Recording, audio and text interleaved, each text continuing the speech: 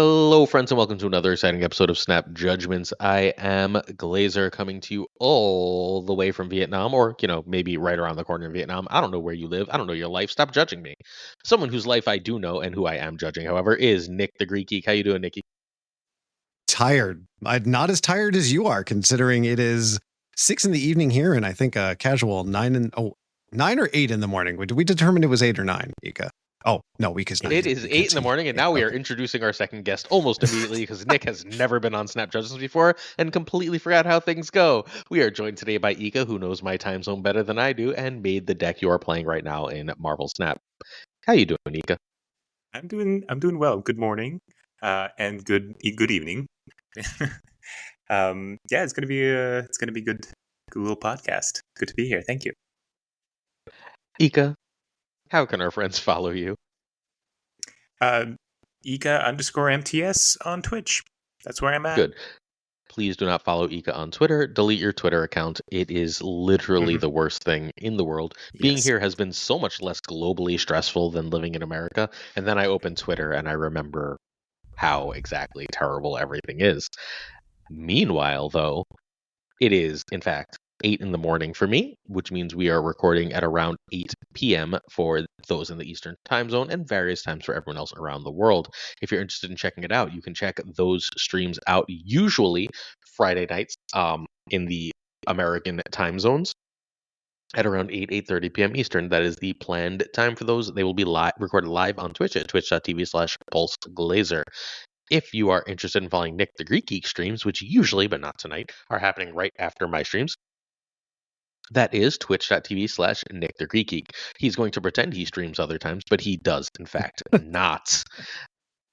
I do. In the meantime, if you are most statistically likely watching this on YouTube, but if you are listening to this on a podcast catcher, you can find a not a video of the guests, but a video of the stream with show notes happening at youtube.com/@SnapJudgmentsPod, where I release a video every single day. Yes, even as I've moved around the world, and that has been the first time making a video every day has actually proven difficult. I was late on a video this morning, which is extraordinarily rare. I got home from the movie and I was like, oh, the video should have gone live 2 hours ago. That's how time zones work. So I recorded it and uploaded it immediately. I saw Fantastic Four. It was great. I will have a longer review later. Is there anything else to do? Did I forget something? Probably, but that was our fastest. It was our fastest banter ever because you jumped Ika's pants, and once we got into Ika, I was like, well, now we're doing a show, I guess. So be it. It's all about the expediting. The Thing First Steps is the card that came out this week. He's a 5/6. He has an end of turn +2 power once per game. If your side here is full, destroy an enemy card here with less power. Ika, tell us about your thing. Here is the deal. This card is good. I think this card is good, and I think I'm a little bit in a minority from what I gather from people's reactions to this card. I genuinely like this card. Is this the right meta for a card like this? Perhaps not, and that's maybe why we're not seeing the hype around this. 5 costs also in general are in a bit of a shaky spot in the game. However, I really do like this card. There are unwinnable situations that this card can win you games in. For example, this kills things behind Cosmo. No, other than 2099 can do that, but you still have to move it into the Cosmo, so somehow get Omega on your way. What do you mean? Kid Omega can kill your own cards behind Cosmo. Your own cards, yeah, sure. I'm saying opponents' cards. Yeah, right? But you didn't specify. You got to specify. It's an audio format, Ika. That's true. Yeah, you didn't see the hand gestures that made it clear. No, yeah. So I like this card. I think as more people get to play around it and get to as the meta changes and patches and things like that, I think you will see this card in more and more decks. I like it. I don't know. Yeah, I think it's got some flexibility, and I think I know most people thought it was just, this is the card to skip for this month, but I think especially if you can get ramp out and get him out early. I mean, he's proven himself in the new game mode. I think he's provided a lot of benefit there, but definitely just as a card that can get huge and destroy a card without you having to do anything else, I think there is some potential there. But it's a card that you need to put plan and action into. I think he's not just one that you just grab, you toss him down wherever. You have to plan him out in advance. Now, if he's in your hand, planning those couple turns ahead. But no, I think it's a good card. I think he's got some time to shine. I don't know if he's going to be an amazing card, but I think he's a good card. Yeah, I don't think I disagree. What I think I underestimate on him is how hard it is to compete in the lane he's played at if you're playing against him or for your opponent to compete with. I don't want to fill the lane that has my 5-drop, right? Like, generally speaking, that's not my goal. So you have to sort of build for him in that way, in a way that it didn't feel like you would have to before he came out. But it turns out that's not like impossible to do. It's just annoying to do, right? Like, so again, these are things that are preventing him from being great. But what is great is a lot of the best 5-drops are sort of game winners, and he's not a game winner, but he's a lane winner. And there's a lot of ways to win a second lane when he's sort of carrying one. Sometimes he's going to destroy the wrong thing and lose you games. He's going to lead you to a reasonable amount of 25%, 50%, 75%, like wins and losses, right? Like, where you're just going to kill that one thing you couldn't kill, or you're going to kill that one thing that gives you the win type games. That's interesting gameplay. It's better than I thought. It's more fun than I thought too. I actually like him about as much as Human Torch First Steps, which is probably wrong, but also true. Like, I don't think he's a significantly worse card. I think Torch First Steps obviously has a better deck that he goes in, right? Torch First Steps being a Silver Surfer card means that, like, he's got a nice easy home. You don't have to think about where to play him. You just run him in a deck. But outside of that one, like, home, I think that they're relatively similarly power cards. Like, I don't think they're different tier, to be certain. I think Torch is probably better, but not by like a significant margin, which is way, way, way better than I thought the thing would be, because I thought Torch would probably be the best card in the of the month, outside of obviously Fantastic. The other thing that we're going to need to find out is if the activate on Invisible Woman is going to let the once per game happen twice, because that's going to be a fundamental change to both Thing and Human Torch in terms of exactly how good they are, and not knowing that makes it complicated. But for now, it's a good card, one that you don't have to have, but I don't think one you'll be sad to own, assuming you are the type of person who likes to play 5-drops. Follow-up thoughts? Ika nodded, so I assume he has a couple. Even with the Invisible Woman, even if like it doesn't trigger the destroy part of it twice, +2 power, that's really good, right? Now all of a sudden the card is like a 5/12. I don't know. That seems, every power does matter for this guy, right? Because that's a higher chance to destroy some higher power card. So yeah. If the location is full, though, she would trigger the destroy, and then he would get the +2 power at the end. You know what I mean? Mm-hmm. Yeah, it triggers the end of turn, not the once per game portion. Yeah, unless we don't. I mean, we don't know how. Yeah. So this is. I mean, look, it's not going to be easy to figure out exactly how this. I mean, look, once this one comes out, we'll know, right? Someone's going to play game 1, and we'll just know that it'll be over. That question will be over. But even like without it, I think this is just a card worth keeping an eye on and worth having. Seems good, right? Like, your opponent plays Thing in a lane, and you're just like, shit. Can I play here last turn? What can I play here last turn? Like, if it destroys these 2 cards, do I have something that can beat if it destroys these 2 cards? Can I get bigger than it with my biggest card, right? Like, it changes the math of the game in, I think, a really, really important way. Although, again, like, I don't want to fill that location. Like, I'm very often playing him on turn 6, I find, not turn 5. Like, very often playing him on turn 6 with like a demon or something else, which I don't think I'm supposed to do, but also is better because that's when I'm triggering the Fantastic Art anyway, so he's still destroying the same thing, getting the same amount of power. At that point, if you have Invisible Woman, then you know what I mean? He's immediately being played as a 12. Well, and it's good in lanes where you're not filling, or you're putting him in to maybe get people thinking that you're going to fill there. And, if you can use him to drive people away or towards a lane to try and do something with, then that's also a benefit. Yeah, I totally dig that. He's again, all these things are good card, right? Like, so people are I've gotten a few comments to the effect of like he's so great, like sort of echoing a lot of the thoughts we have, and then being like, see, he's better than Cannonball, he's better than Legion, like, and he's not, right? Like Cannonball and Legion win you the game. Cannonball says it doesn't matter what happened here this game, more or less. I win this lane now.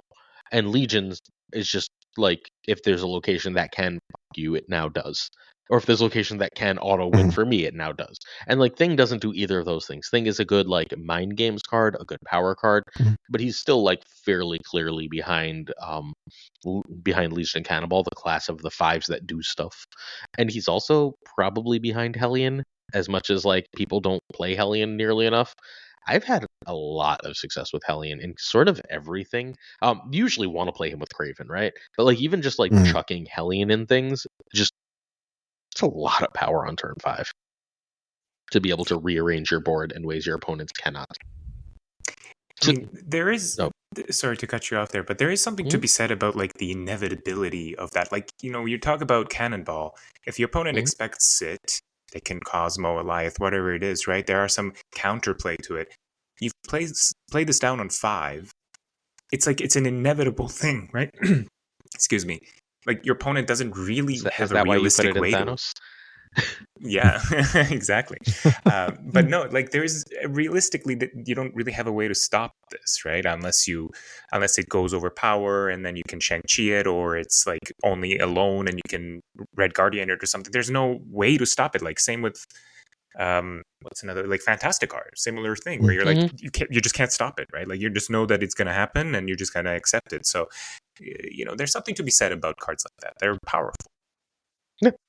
And the power is mitigated by the variance, right? By the what it could destroy.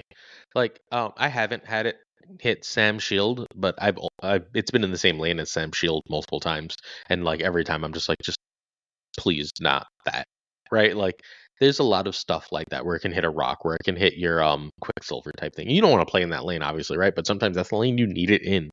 So there's the ups and downs of it. It's again a very good card. I would really like this to like have +3 or lose a power. I think that would go a long way to making this better. Like I think this is a +3 would really, really make it sing. It might make it that lane and game winner, because then I don't need to worry about the destroy, especially if I'm ramping it. I'm not playing it in ramp decks, but I'm playing it in decks that have ramp as an option. Right? And so like I don't want to have to play this on turn 4 because I want to keep it strong proof usually. But I'm perfectly fine playing it on turn 4. And if it's getting an extra 3, then all of a sudden we're starting to get to real power totals. A 10 is nice, don't get me wrong, right? But a 10 is the bottom end of like what's acceptable. Or 5 that you're taking up an entire turn for potentially, unless you have that ramp. Yeah. Like, is there a 6/10 that sees play outside of ability? Not really, right? Like they're all 6/12s, or they're just kind of junky. She-Hulk, but like She-Hulk's not really a 6. Sasquatch, who's also not really a 6. Like your 6s that see play are bigger because for obvious reasons. And then like, okay, but he costs 5, but he still costs your whole turn, and you're still like, I don't know. It ends up being just on the borderline. It's almost a great card, and I think they should do whatever little push they need to get there. Whatever that may be. This Thing's a cool character, and it would be nice to have a playable, like, desirable Thing card. Yeah, Thing's one of my favorite characters in Marvel. Phenomenal in the movie that Ika hasn't seen, so we can't spoil. Because, you know, Ika moved around the world in the past few days, and how could he possibly find time to see a movie? Yeah, I don't have a good comeback for that one. He's like, you know what? All right, let us move on. We're actually going to do some Grand Arena tier lists. Props to Binks for making these and then sharing them on the creator Discord so that I might steal them.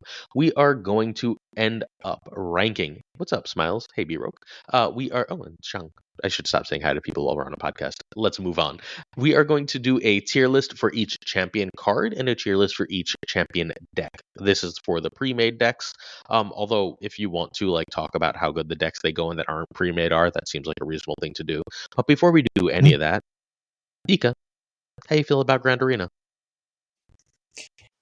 I like it. I think that's also just the general sentiment too, and I'm happy that people are engaging with it in a positive way, just from the gameplay perspective. I don't need to get into the other stuff.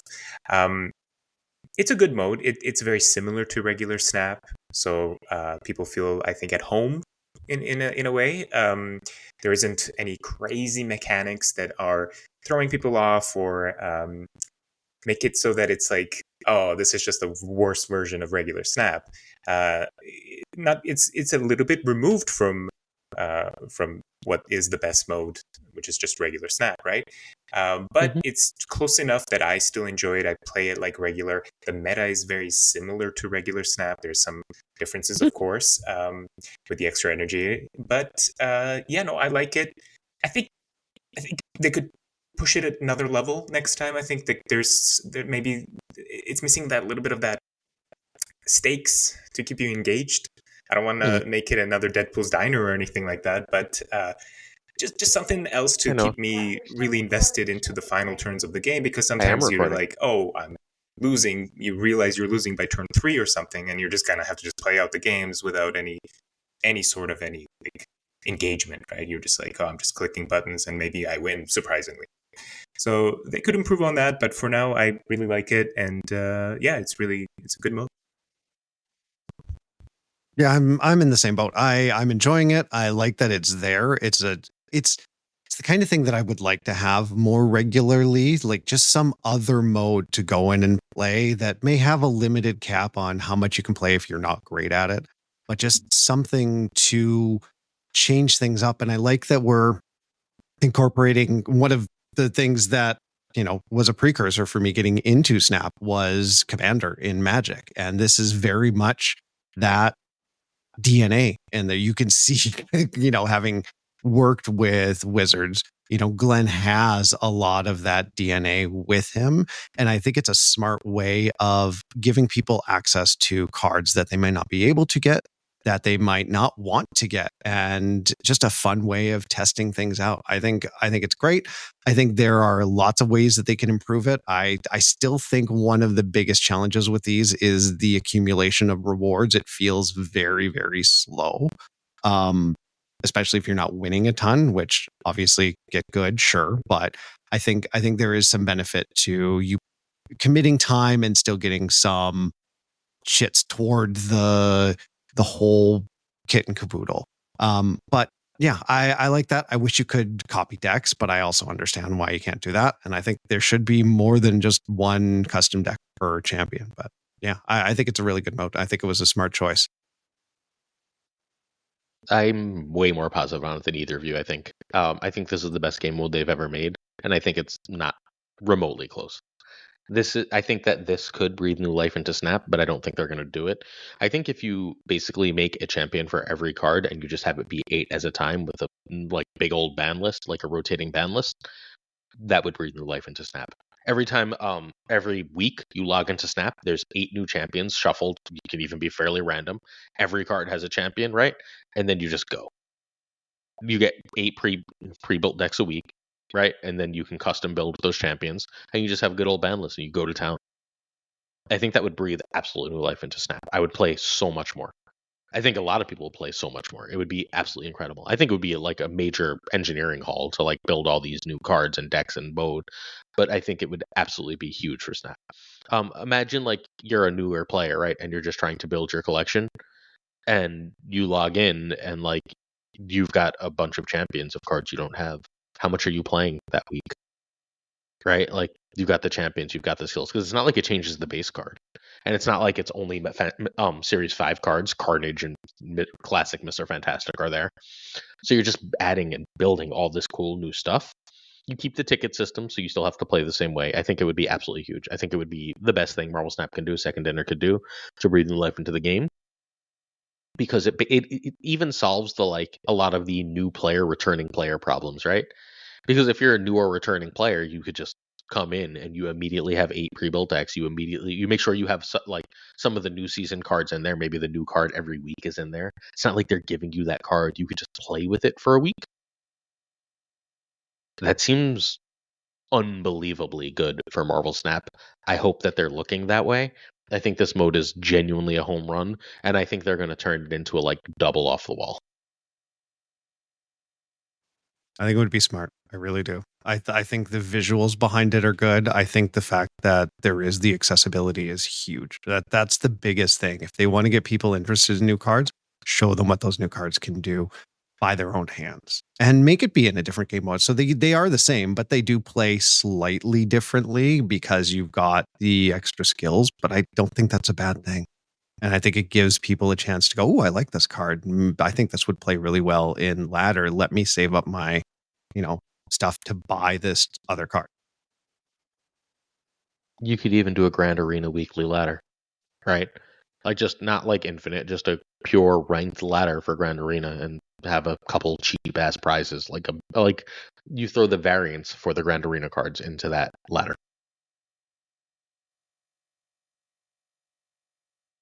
Like, why is that not a home run? Who says no? They make more money because they keep their ticket system and keep their like variants, right? And they're selling more cards, and new players and returning players have a way to get back into the game while they can't really compete on ladder. Like, what's the downside here? Yeah. I mean, I would even go further and say that the pre-built decks should be what the game mode is, I think. Yeah, I can live with Like that. they should just keep rotating the pre-built decks. You could even build a whole competitive scene just based around just pre-built decks. Like you get input from good players and stuff. You build like optimal decks for each hero or whatever, and then you just have like a competitive mode where you just pick your hero, that's your deck, and then you go. Or you can say you choose between two decks that are relatively similar power from each hero, right? Like, and then we get the extra like week of deciding which the best 2 days to figure out which the best Carnage deck is, and then like, you know what I mean? Yeah. Yeah, honestly, the only, like, as funny as this sounds, the thing that is almost ruining the game mode is the fact that you can customize decks and you can just, optimize perfectly into this extremely streamlined best thing to do, right? Like, and quote on, like, hand quotes, like, on fun. Which is kind of funny to say because I think anything is fun in this game mode, but yeah, when you're putting stakes, as in like, oh, I need to win a lot to get rewards. Obviously, you're gonna get players try to build the best decks and try to optimize their win rate, right? And that's the one thing that's maybe like not great about the game.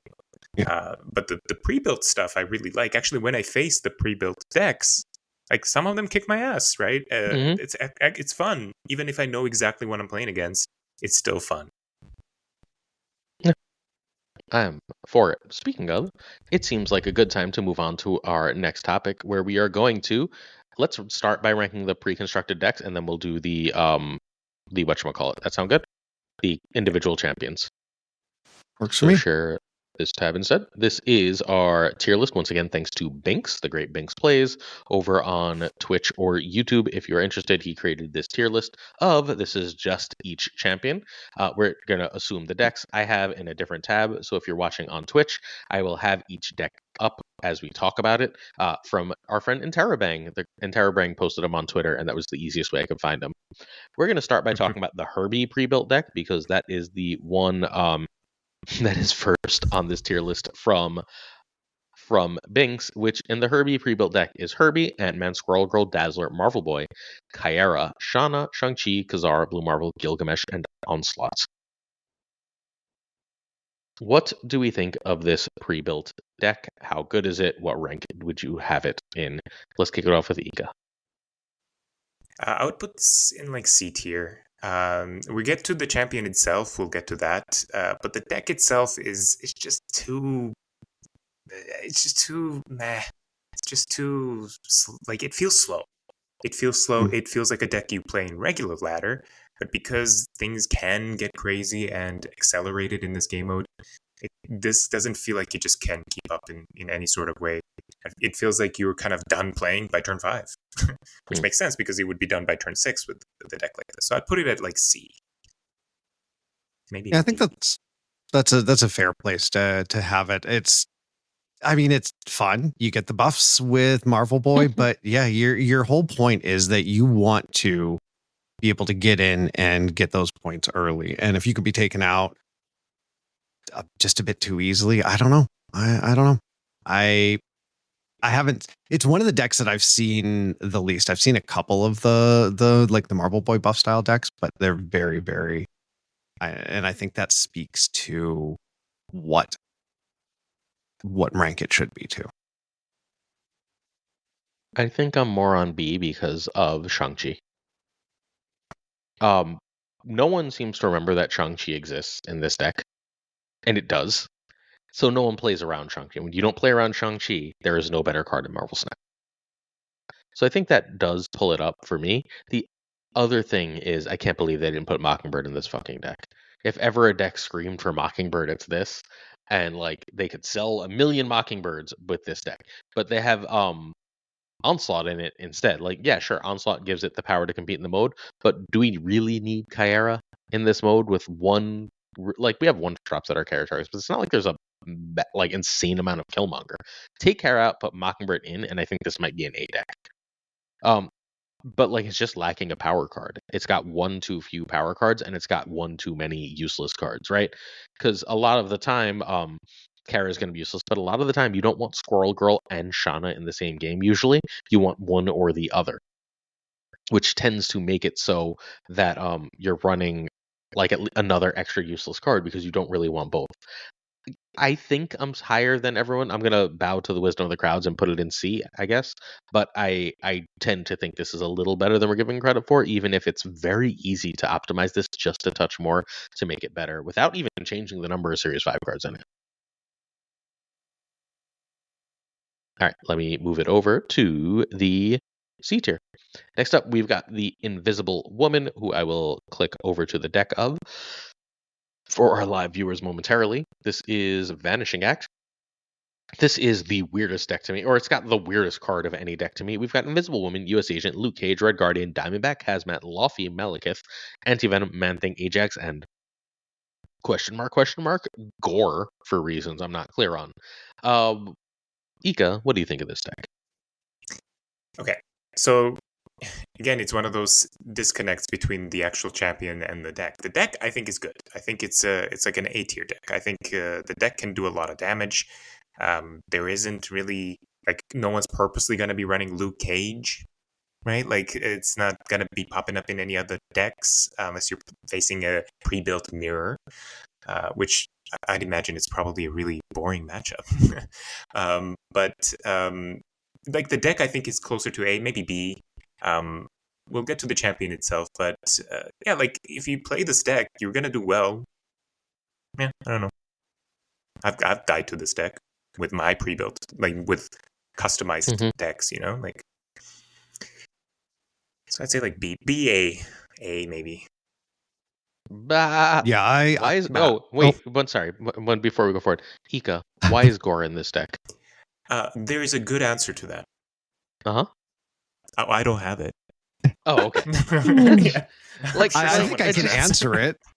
Everybody's running on reveal, so why not have Gore on this deck? You get the extra energy. Because that's not the case.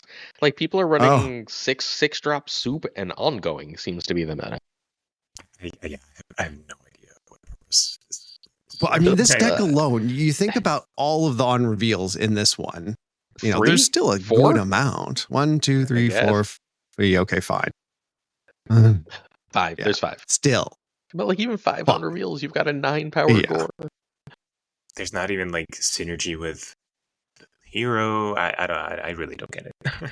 What else would you what would you replace in a deck like this? But I do think it's a really good deck. Like it is the good cards in the deck, right? Like this isn't an unknown deck. You throw a Mr. Fantastic or a Surge into it, and that goes a really long way. Or if you want an extra powerful card, you can just choose like a Claw or something, right? Like something that synergizes with Invisible Woman that you're happy to have. Like Spider Woman would be better, like, you know. Yeah. Spider Woman would be much better. And that's a series of 1 card. Yeah. Actually, I might do that after we're done here. I might have to test that out because I beat this deck once today, but then I got my butt stomped with it. But I think it very much goes in the A tier. I think this one's really strong. Until people start tossing Luke Cage in their decks, I think this is going to be a really strong contender and hard to deal with. Frigga would be a good add if we want something high series. Yeah, I think this is fairly easy A tier, despite the utterly useless card. We're going to see a lot of these decks have one, like, what the fuck are you doing card, right? Yeah. Should you buy the chat's asking, and I feel like this is a good thing to answer for everyone. Should you buy the Grand Arena Agreed. Premium Pass?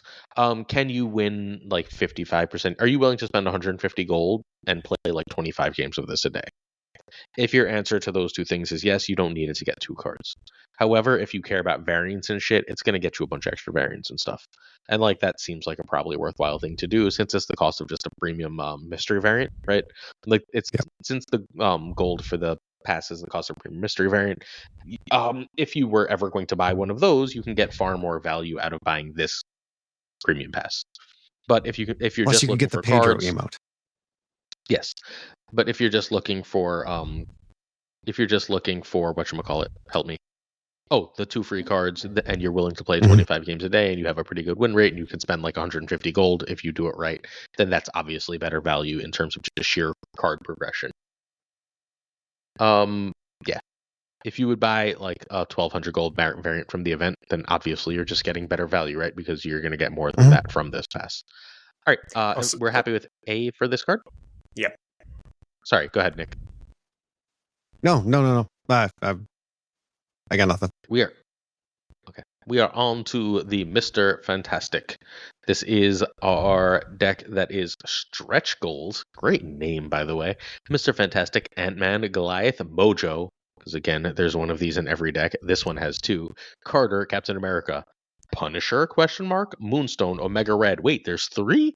Iron Man, Claw, and Spectrum. Ika? This one is an A tier. I think this one I think you could. Yeah, I think ongoing decks and in the world of pre-builds, I think this deck specifically does a really good job. Now, can you make this deck just much better by just swapping few cards in and out? 3 cards of course. out, 3 cards in. Of course. However, it's still a good like fundamental deck. Ongoings are not easy to beat in general. Like if you don't specifically go out of your way, which like if you just put a super skull in your deck, you're instantly just going to be doing well against this. But like if they don't, you're going to be doing pretty well with it. I think it's either S or A. It's somewhere. I could lean into A, but I don't think there's anything that's like much better than this. Better decks, but not much better, I would say, in pre-built side of things. I think the only thing that would keep this out of a higher tier is the fact that Super Skrull exists, and apparently a lot of people are running Super Skrull, or should be if this is going to be a powerhouse deck. But again, Super Skrull only does 1 lane. Like, sure, he does a lot of the cards that are here, but I still think this is a hard deck to play against because you can only Enchantress but so many lanes. Yeah, they cooked with this one. The fact that you can have a solid deck with Punisher in it, unironically, says something. Now, that said, I don't think I've seen a single person running this list. At least not in the games that I've played, but I haven't played as much as I usually do. I think this is good. Yeah, I think I agree with Ika. I think I'm more B. If it's A, it's because the skill brings it up. Like the Mr. Fantastic skill is really good for this deck. It's Surge, right? Like it's like ongoing Surge is really, really powerful. I hate having dead draws, and this deck is just like dead draw central. It's got 3 dead draws, and you're not exactly like super dying to play Mr. Fantastic either, right? Like, you draw a Mojo and you're just sad. You draw a Punisher and you're like, great. Omega Red and you're like, oh, now I have to commit to this lane. Like, and then Mr. Fantastic is such a like mediocre card. I don't really even want Ant-Man, right? Like, without extra shenanigans, I don't super want Ant-Man. I'm closer to B. The skill puts it borderline for me. So if y'all want it in A, I get it. I don't think this is as good as the other deck. Also, just because like the meta does exist, you're not just going to play against pre-built decks. You're going to run into a shit ton of Super Skrull. So much Super Skrull. And obviously this deck immediately dies into Super Skrull. So then B, maybe? B? Bottom A? I'm fine either. The look at Ika's face just hurts my heart to I could concede to B. I would say it's a safe A in my opinion, but I could concede to B. Okay. All right. Let's do B, and then let's talk about Ben frickin' Grimm, who I'll get to eventually. Ben Grimm's Clobberin' Time deck is obviously the thing, first steps. Ant-Man, Nebula. Reasons. Someone will explain Nebula to me too. Sam Wilson, Lizard, Surtur, Luna, Crossbones, Cull Obsidian, Magneto, Giganto, and Scar. First question before we talk about how good this. Did they forget Sam Wilson no longer works with Cull Obsidian when they released this deck? Yeah, right. Like, what? Why is it in there? Why is it this not in the ongoing? Yeah, well, because then the ongoing one would be easily the best, right? Like I think they added some shit cards to the ongoing because it was too good in their testing. Yeah, Uh, yeah. As far as the deck itself goes, I'd say it's like a C deck. Unfortunately, as good as that looks, I think on paper that looks amazing. In practice, it's not. And I've played this quite a bit. It's just not. You're like you're playing regular Snap. It feels like you're really not really Mhm. taking advantage of the whole mechanic of the game mode, which is that you can accelerate things. Like, yeah, you would think, oh no, but I can play Magneto early and things like it just doesn't seem to really matter. So I would put it like a C. Would you say nothing really matters? Anyone can see. I could sense it coming. I could see it on Glazer's face. Yeah, just waiting for that one. It's Had I to mean, flick a Gunny queen, must damn be it. thrilled. It's big dumb idiots in a game mode as a precon. If you want to play big dumb cards, sure, this is fun. Although I am not 100% sure on cards like Lizard again Nebula being in there, other than just a way to activate Cull Obsidian. It's a choice. This is one of those ones that just screams for can I just customize this and fix it, because it's otherwise decent. It just needs to be a little bit better. But it gives people that are coming back to the game that may not. I mean, chances are new players not going to have Luna Snow. They may not have Surtur, and it gives them a chance to experience what those cards. But yeah, I don't know. I think it's better than a C, but I think it's boringness maybe pulls it back down to there, because again, it's just big dumb idiots, the deck. Stolen Shade notes that Lizard is good on the Thing lane, where it's basically guaranteed to be a 6 if you trigger Thing on the last turn. Good shout. There's no way this is in C. This is a D tier deck. I'm putting my foot. This isn't as good as there's no argument that this is anywhere near as good as the Zoo deck. The Herby Zoo deck, right? I think they're close, but Really? yeah, I mean it's worse, but I think they're close. So you know what the Herby deck has that this doesn't? Herby. Shang-Chi. Oh.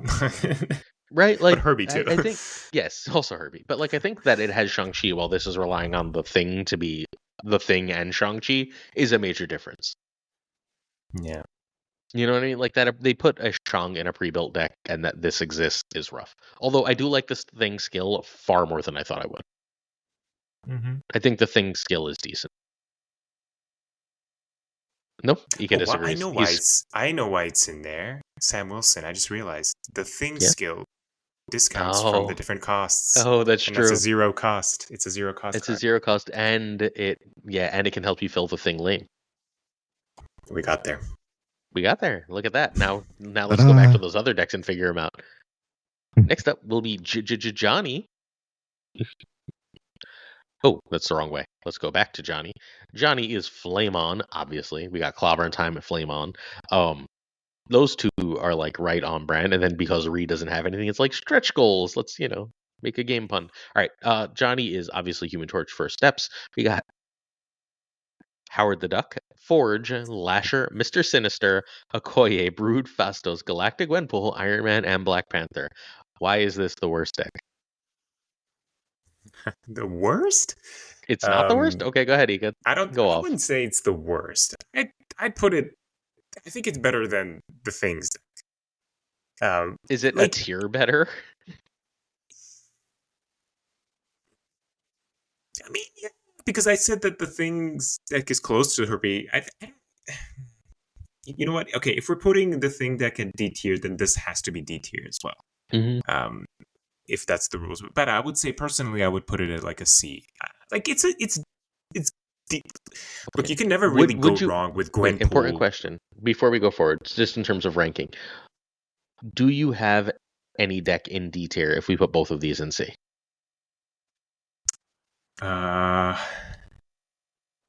Looking at I guess. Yes, because I guess my goal is thing to would make be sure the we D have tier. my goal is to make sure we have things in each tier this way. Yeah. Like, because otherwise, like, if we're just gonna say everything is B or C, then what the fuck is the point of a tier No, list? You know what I mean? The thing should be D tier for sure. I would still even with the thing D tier, I would put this in C, but it's like because it's just Gwenpool Brood. Like you can't really go wrong with that. Like even that is just pretty good power. But in a game mode where people are doing some ridiculous things, maybe it's not the best. Black Panther is a questionable choice, aside from the Howard the Duck, which that's just for the funsies, I guess. Somebody wanted to have fun. No, it's for the Human Torch first steps ability, and then like it gives you the extra Fastos info too while we're there. Of course, right. It's I could be like you could convince me with the D tier, but I'd say C. Yeah, I don't even know what this deck is trying to do. It feels like it is trying to do too much and not enough all at the same time.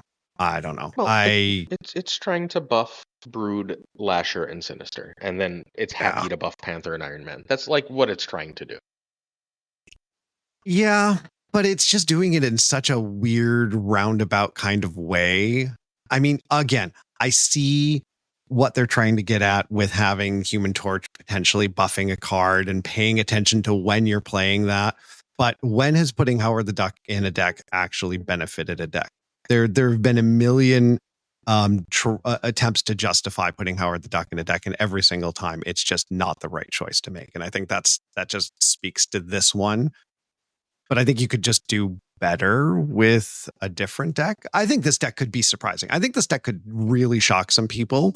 But I think for the most part, it's I don't really see this going above a C at the very most. This deck is super fun, but it's bad, right? Like buff is so fragile that if you start adding random shit to it, you just lose.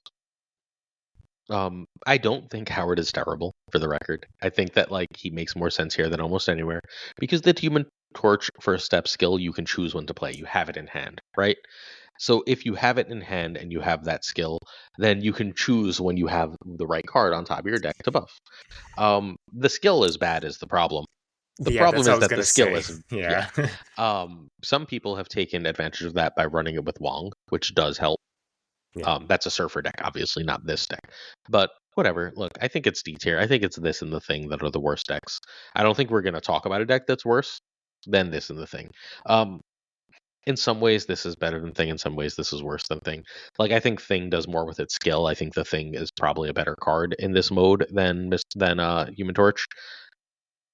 But this one has Galactic and Gwenpool, and Galactic and Gwenpool are really good cards. And playing Galactic and Gwenpool on turn 3 are really good cards, and that keeps lifting this up. But this one is entirely full of 3 and 4 drops, and Magneto thinks that that's really cute and thanks you very much for your service. Because then they just let them all be in one lane and Shang them or Shadow King them later and win. Like, I don't know. I think that it's real close. All right, so Ika would have this in C. I would have this in D. Where would you have it, Nick? I think C. I'll stick with C. I'll go with the somewhere in between. Well, just because it's between C and D, and then it is not somewhere in between. Yeah. It is actually literally just choosing one, sir. Well, okay, bottom of C then is that's where my brain was at. I mean, top of D would also be in between, my friend, but fair enough. Yeah, fair. Next up, we are on Carnage. Carnage is, where is it? Carnage is Carnage, Deadpool, Nico, Uncle Ben, Kid Omega, Hulkbuster, Wolverine, Venom, Sabretooth, Arnim Zola, Null, and Death. The weird-ass card here is Uncle Ben. Some people are going to say Sabretooth, but secret, Sabretooth's really good when he can be played on turn 2. Like, he's perfectly fucking solid in this mode. What do we think of this one, everybody? What do we got for Carnage? Go ahead, Ika. This was a really hard one for me to judge. I didn't play this specific pre-built deck too much. I think I played it maybe once or twice, because if I'm gonna subject myself to playing a destroy deck, I'm gonna build my own, right? I'm not gonna do this one. So I don't really have a good frame of reference. I do play against it quite frequently, and like it can do things. Null, Zola. I mean, not Zola. Sorry. Yeah, Zola. It does have Zola. Yeah, Null Mhm. on 5 and Zola on 6. Like you can just do that for free. You don't even need X23 to do that, and that's pretty powerful. The problem is with what destroyed decks always have a problem with which is like, oh, it's just pretty. You get teched out of your, like, everything gets teched. With every tech Mhm. card, everything gets teched. So keeping that in mind, like maybe B, maybe C. I mean, like it's tough to really make that call. It really depends on who you run into, honestly. Um, if you're like a lower ranked player with low CL, you're probably going to run to similar players, and that's probably a B tier deck in my opinion. But generally, it's probably like high C, I think. If you toss Nimrod in this deck, it would make it a whole lot better. But I think that's probably the whole problem with Well, not it's doing banned, that. so Yeah, it's Yeah. banned. Yeah, I know. That's the That's thing. why it's That's what I'm banned, saying. yeah. Like, my first thought was, Okay. "Ooh, we play Kid Omega with Nimrod," and then I saw Nimrod was bad, and I'm like, "Okay, I guess I'm not." I found this deck solid. I think it's a solid destroy deck. I think being able to, you're right, 100%. But this just, if you need more proof, make Sabretooth a 2/4. I don't care. Just put him in there. He's a fun card, and if you can kill him, you can do cool stuff with him, and you can really build up a decent amount of power that you can put down on the board. But you are right. It is very limited by tech. It is very restricted by the lack of what you can't have in here. But I think this is a really fun deck. I've had fun playing with it. This was the first one that I chose. I was like, all right, let's go straight into Destroy. I know Destroy. It was one of my early archetypes. And being able to trigger Carnage twice is kind of darn cool. But yeah, you do run into a big issue with not having enough Destroy. Like if you don't have a Destroy card, you're just sitting there going, well, Wait, you I always guess I have lose two. that. You start the game with 2 destroy cards in this You deck. do. Though. You do, but that can, you might not have something that you necessarily want to destroy right away. Yeah. Or, that's kind of what I found that I ran into in weird ways. But I found this one felt when it goes well, it goes really well. If I may jump in before you, Glazer, I just want to say, like, this is a combo deck, essentially, in a game mode that really punishes combo decks. When you don't draw, which is Deadpool, basically. Deadpool is your combo card. When you don't draw Deadpool, the deck feels like you're riding a bike on square wheels. Like that's kind of my point. Combo decks are bad. In regular ladder, you can just retreat because you didn't get your combo. Here, you're just stuck. You're gonna win or lose anyways, right? That's kind of I think I have a different problem for this one. I think the big change for this deck is like in a pre-built meta. Like if all we had was the 8 pre-builts, I think this is damn near an S tier. Oh yeah. Because there's like only one deck that has Shang, right? Like, and Yeah. so you're fine. You're just like, fuck you. But like we're not in a pre-built meta, so this one really is hurt. I love Carnage's skill. It's one of my favorite skills. Just genuinely super freaking cool. It's almost like better Grandmaster, right? Like it's like here Grandmaster for just Carnage on one. It's phenomenal skill. The card I actually really often want in this deck is X23. Having only Deadpool is rough. Because the only thing I really want to redestroy is Deadpool. Like if I can do like, 'cause if I have 3 or 4 extra energy, because I can keep destroying my X23, that really starts to let this deck sing. And that I can't do that badly hurts it. Like genuinely hurts it. Uncle Ben for X23 is such a huge change for this list potentially. The only problem with that though is if you're wanting to Zola something, X23 can sometimes really get in the way of that, and she can hop where you don't want her to. So can Wolverine. Shit happens, right? Like that's part of playing Destroy. Like you take that risk, and then you take the 50-50 because there's not like you're retreating in this mode anyway. But like I think this is probably a B. I think it's decent. I think it's good. The thing it has going for it that we haven't noted yet is because the champion starts in your hand, you are drawn one closer to the cards you want, and in a combo deck that does matter. This is like, better old America Chavez, that you just always have Carnage in hand, so you're one card closer, which is a statistical advantage because you don't need to see Deadpool on 1, especially given how the energy works. Seeing Deadpool even as late as turn 3 and being able to destroy him that many times, like fundamentally immediately, is very powerful. Again, only having one card that I can destroy and stays on the board, and Wolverine, is annoying for that Carnage spell, because I can't like Carnage and then replay the Carnage spell on the same turn 99% of the time. The Carnage and Venom stuff doesn't work 99% of the time.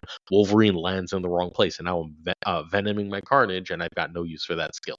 All these things are real problems that keep this down, but I think it's probably still B tier. It's just too easy to play, and like people are still doing enough silly shit. Like people are doing silly combo shit, right? Like let's say you're playing against a Iron Man deck. You just drop a null and Zola it, and you're like, I'm glad you got to 30 power in every lane. Eat my 60 to 80 power null. Like, there is that power. I think it keeps it in B. Not like high B, but it's B. It's worse than fantastic. It's good. We good? Yeah. Yep. It's time for Mr. Downey Jr.'s deck, which is Doom. Doom's deck is Doom himself, obviously. Mr. Fantastic, because those two cards go together. By the way, if you would like to complete weekend missions, you can with this deck for Mr. Fantastic, but for whatever reason, I don't believe you can. Oh, you definitely cannot with the Thing weekend missions. Mm-hmm. Cool. Because that's seemingly a different card in the metadata, but this one is a Doom deck that's just running Mr. Fantastic First Step, so you can end up getting that extra, I believe it's gold. So Doom, Mr. Fantastic First Steps, Jennifer Kale, Astral Projection, Nocturne, Wave, Jubilee, 2099, Blink, Gore, Odin, and Emperor Hulkling. Where's Agatha? All right, Ika, go. I'm going to say something controversial, maybe. This deck is really Okay. bad. Yeah. This deck Garbage. is really, really bad. I think, like, you were saying, like, oh, would any deck go lower than maybe this one, honestly, which is kind of crazy to say, because I think when we get to the champions themselves, I think it's a totally different story with the Doom itself as a champion. But the deck is just built so awkwardly. What are these cards doing in here? What are you? What is the goal you're accomplishing with this deck? It's unclear. It's really bad. It's a D tier for me personally. I don't think I've seen this pre-built a single time, like not a once. And it's funny. I remember I was reading like the pre-reviews, and this was held up on some of the sites as like the 5-star deck. Like this one had the legs, and I don't know. Yeah, it's weird. I know you're trying to get stuff out. You get stuff out early. You've got a decent amount of ways to ramp things out, but why? I don't know. Yeah, I think this one just sits in that area. There's a decent amount of fun reveals in it, so you get some core value, I guess. I don't have a ton to say. This garbage. Your wins are almost entirely like, look, Emperor Hulkling did something really, really powerful that my opponent didn't expect. That's kind of like all you're praying for here. Which means that this is garbage. I don't see a real reason to talk about it. Well, when we get to the characters, we'll talk about it momentarily. But instead, let's talk about Moleman. Moleman's deck is the jank capital of the world. Moleman, Quinjet, Collector, Iron Patriot, Mirage, Victoria Hand, Agent Coulson, Esme, Frigga, Infinity Ultron, Mockingbird, and Nissan. Yeah. Do you like not seeing 50% of your deck because you clog your hand? Then this is the deck for you. It's a weird one. I think it's funny to say this, but I think it's probably the best of the pre-builts. That's what I was going to say. That was going to be my hot take. I was like, this is at least A tier, friend. All the negative shit you're saying, this is at least A tier. I mean, if we're going by the rankings here, it probably would be S tier, right? Because it's probably just better than everything else. Yeah. Yeah. But it's so weird. It's so bad. It's just, it works because every pre-built deck is straightforward in a way, right? Like there's no real surprises, whereas this one can actually really pop off, right? There's some things you can get here that your opponent doesn't expect or are not prepared for. The power output, it can really pop off, and it can really do well. And it's not really a combo deck either, right? Like you have lots of different avenues. You have different paths to success with this deck. So in that case, yeah, I guess it's S tier. And then Another the ad one blocker has popped up that I need to turn off so that we can actually see the thing continue. Oops. It's okay. Yeah, this one, again, it's one of the ones that I don't think I've seen this one. Maybe it just means I need to play more, but this one looks fun and it lends itself to that information disparity. No, it doesn't have Shang in there. Coulson might get you a Shang, and you could frigate the Shang because you could play your Coulson early. Like there's some really crazy stuff that this deck I think can do. And I think it provides enough randomness that it's going to also be on a different deck every single time. It doesn't have this annoyance of Airsham to where you've got, a crap load of cards that you have no idea what's going on. You're seeing those cards as you're getting them. You're getting some of their cards. You're getting buffs with, Collector, and you're getting cheaper cards with Iron Patriot, and you're playing Infinity Ultron, which is always something cool. The only thing that is a little strange is the Esme Cuckoo, but outside of that, good. She's really good in this list. I know it seems really crazy, but she's so, okay. I'm going to need your explanation as to why on that one. You just drop her on turn 2, and she's getting you I'm perfectly happy to get an Infinity Ultron or an Isan or a Frigga or a Victoria Hand. Like as a 2-drop, she's just fine to me. I'm not playing her late game usually, right? But on turn 2, I'm perfectly happy to have her. That's what my real take is on this. Collector on turn 1 is really strong. Agent Coulson, when you can play him on turn 2, as noted from Arishem, is really strong. Infinity Ultron on 4 is great. Isan on 5 is great. These are the cards that are just off cost, right? Like it's all the cards that are slightly the wrong cost. And then the generated cards where the off cost doesn't matter as much, you are actually running Quinjet. So you're getting double discount, and everything ends up working out really well because of that. This is bad card soup, but what if the bad cards were all undercosted? And it turns out if you undercost bad cards, they're suddenly good cards. Plus, Mirage often gets you silly shit. I've gotten Doomspell from Doom decks, which is hilarious. You play Mirage, you get Doomspell, and you're like, all right, well, I'll play an Isan and a Mockingbird. Thanks, homie. All of that shit is awesome. I'm perfectly freaking happy to do all of these different combos with this list. The opponents have no idea you're doing and what to play around. You are more likely to see Victoria Hand if you can avoid clogging yourself.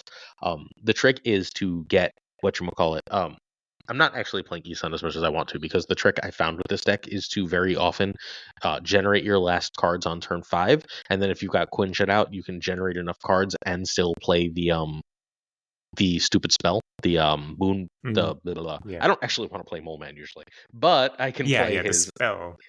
Yeah, his spell is really good if I've generated enough cards. So then I play that spell on turn 5, and then turn 6, it's just everything is -1 or 2 cost because Quinjet, and then +2 to 4 power because Moon Girl, and sometimes not Moon Girl because of Victoria Hand, and sometimes more. That's just a really powerful place to be. Yeah. Everything about this deck just is stupid and works. This is easy. It's also the most fun of these by a lot. 100%. You're just what am I doing? If my opponent doesn't know, I don't know. Let's go. Yeah, you don't have a plan. You're it's improv, baby. Yeah, it's great. It's jazz. It's jazz the deck. Jazz hands. I love that Nick always posts it in chat, because then I have to pull it up to take away the notification on screen for everybody. It's a really great place to do that. All right. We all good with this one? Now we have to make a decision, everybody. Let us make we don't need these anymore. I'm going to chuck these. Cool. I'm not going to pull up each individual hero. We know what they do, and we will verbally explain that. We are instead going to be ranking the heroes and their abilities. Now, the question is, how much do we consider what decks they're good in for this point of the conversation? What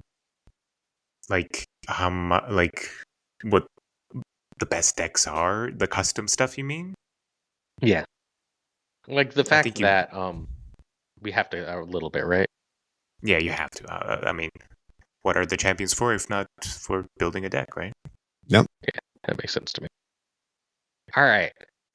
Herby is Herby. None of the cards' abilities change. Herby's ability is a 3-cost skill. I don't care what it's called. Don't tell me, please. Do not comment it in the comments. I don't care. It doesn't matter. It's a 3-cost skill that will go away in a week. It's a 3-cost skill that activates all of Herby's activates here. Here being wherever you played it, so you can get a rock in a location. Ika, what do we think of Herby's skill and the deck he goes in? Straight to S tier. Just straight. There's not even a doubt. Is the most shocking one? I think there's very few people probably that predicted this champion to be the best, but it genuinely is the best. And there's one specific reason why it's the best. It's the most moldable. As in, you can put it in any deck. You want to play a Scream deck? Yeah, play a Herby deck. It's always going to give you value. You're going to get like 4 energy from the spell.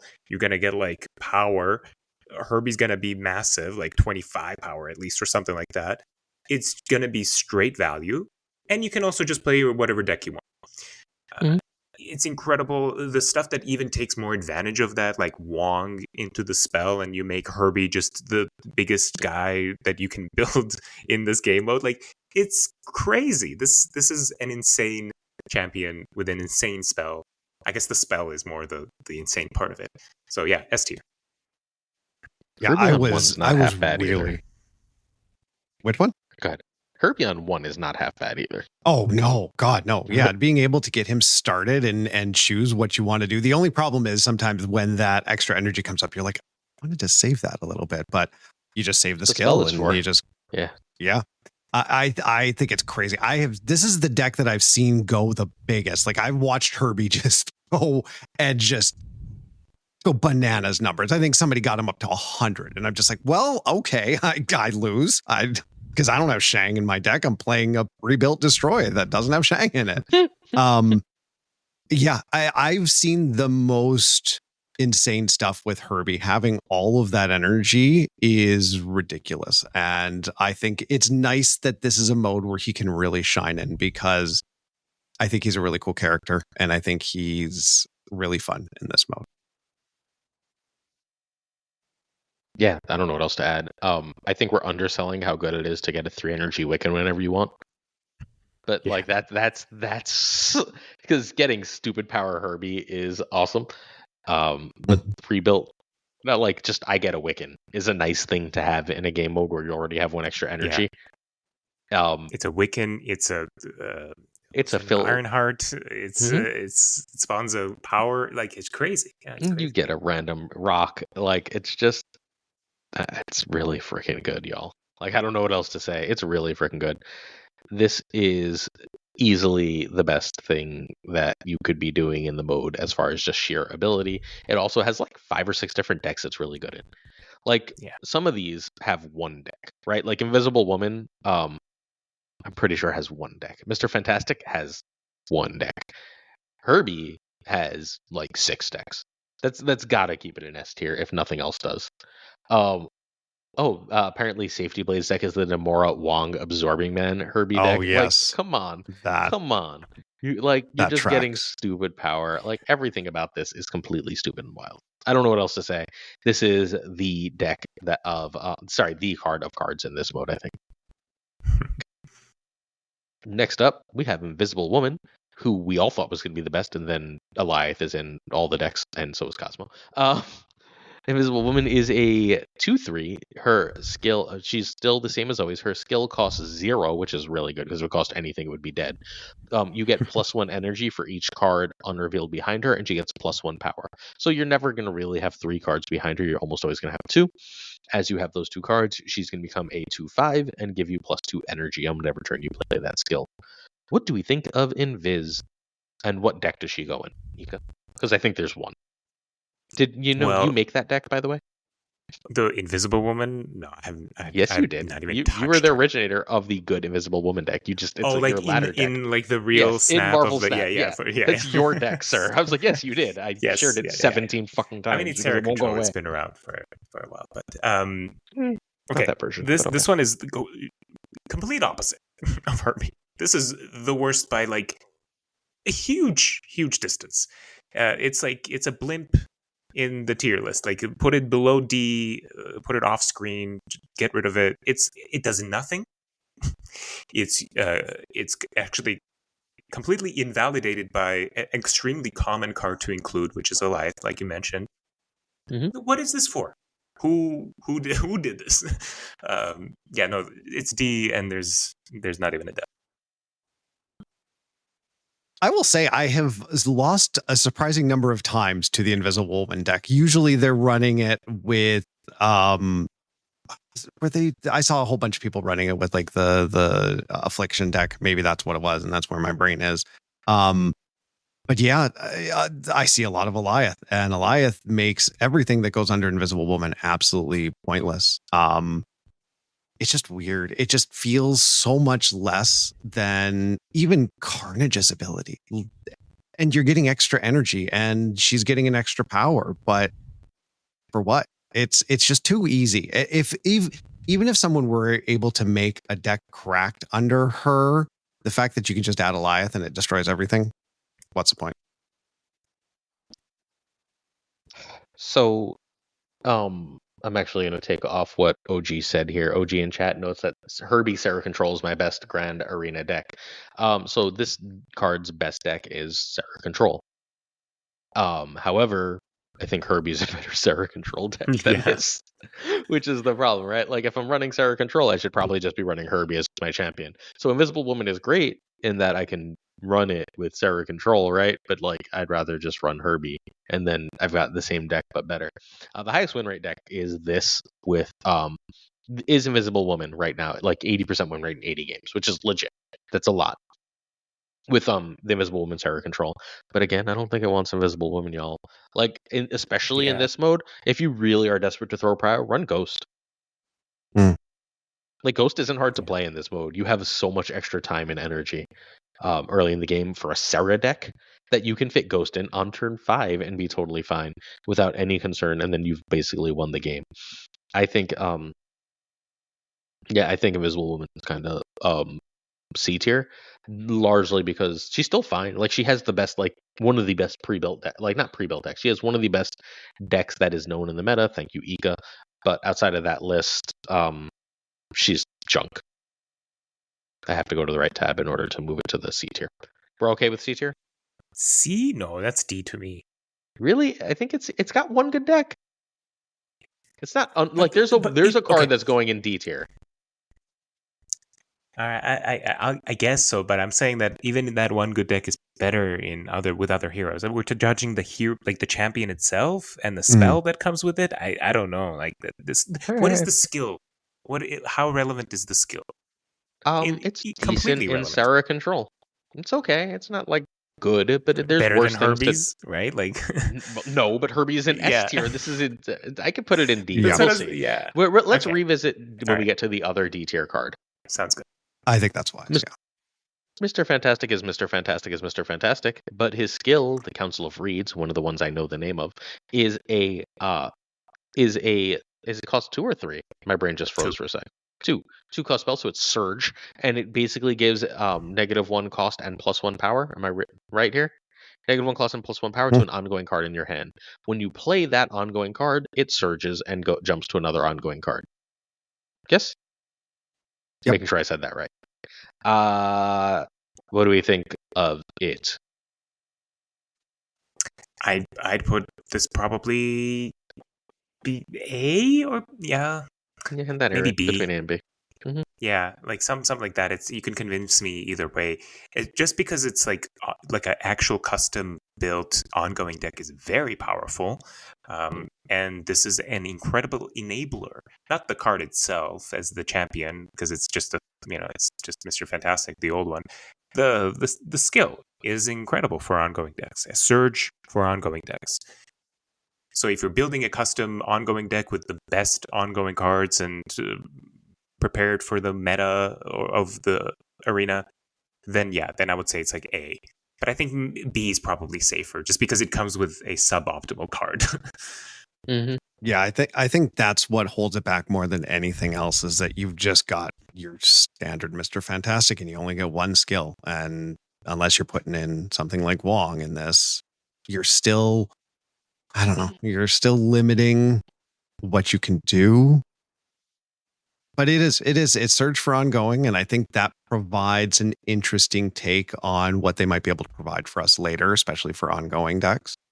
But why would you pick this over a Herby deck, honestly? If you're going down that route and you have to choose, okay, which do I want to win? If I don't want to play a bazillion games of this and spend all my time, I just want to win. I don't think this is necessarily the best route to go. I don't think it's terrible. It's not Invisible Woman level, that's for sure.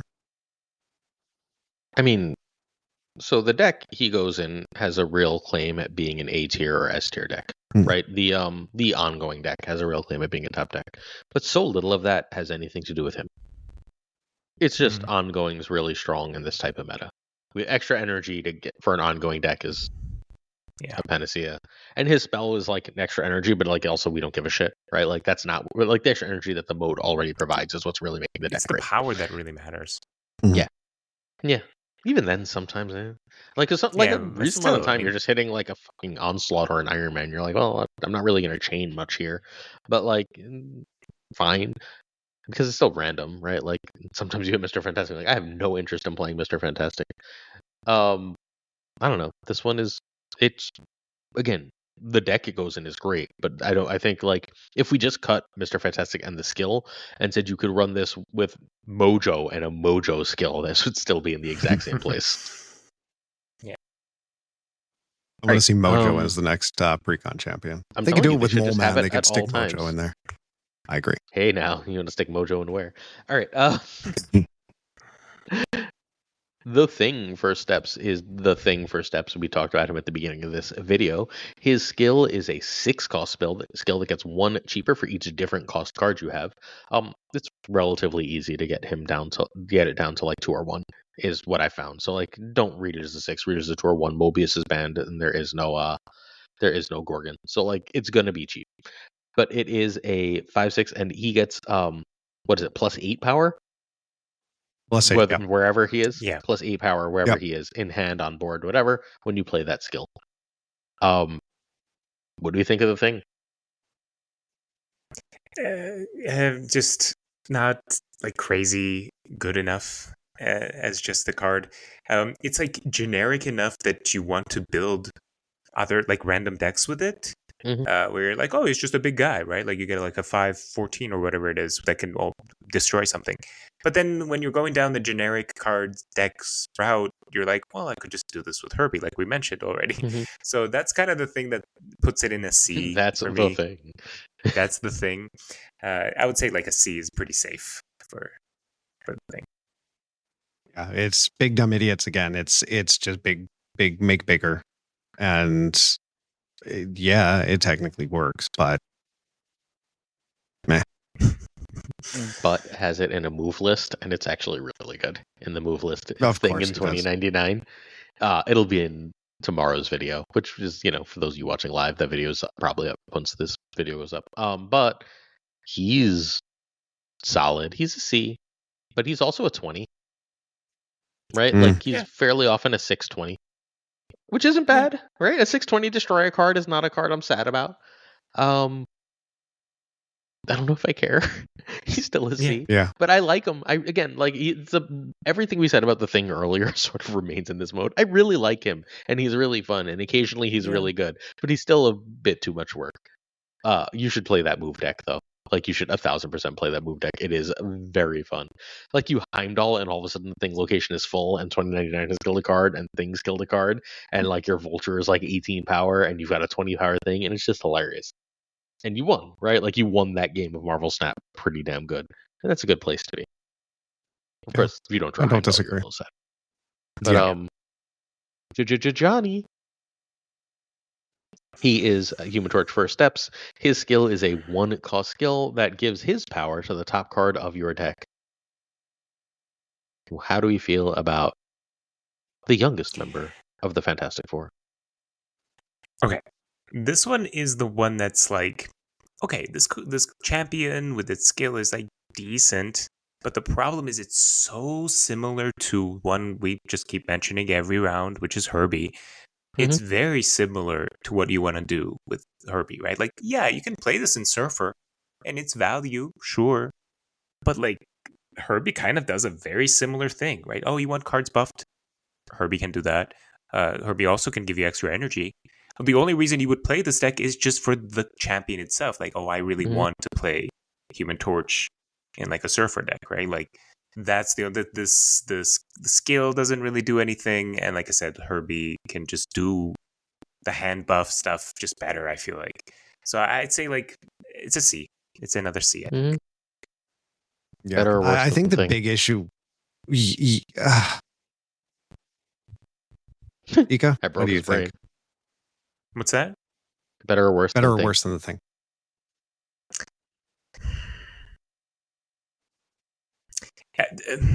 Better, probably better, but like maybe not. I don't know.